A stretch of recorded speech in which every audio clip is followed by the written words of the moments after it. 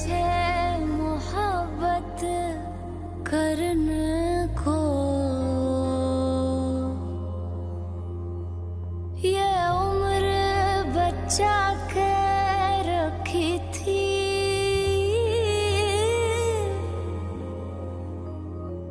मेरे यार तुझी पे मरने को ये उम्र बचा के रखी थी।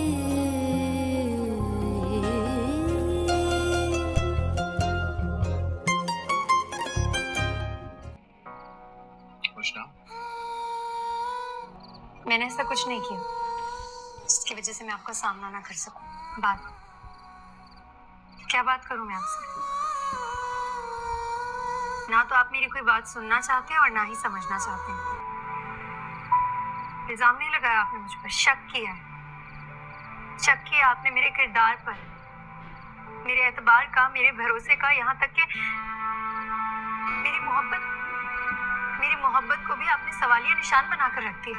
है। मुझसे पूछ कर जाना चाहिए था आपको। मुझे किसी की इजाजत की जरूरत नहीं है। आपको इजाजत की जरूरत है। मेरा बेटा इस वक्त लॉकअप में बंद है। इसमें मेरा तो कोई कसूर नहीं ना आंटी।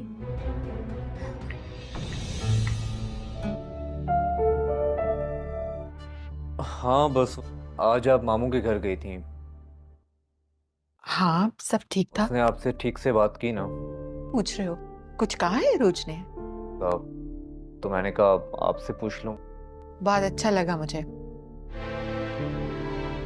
मेहरू की तरफ से हटा तो सही ना। कल मुझे जल्दी ऑफिस जाना है। हाँ, कपड़े प्रेस करवा।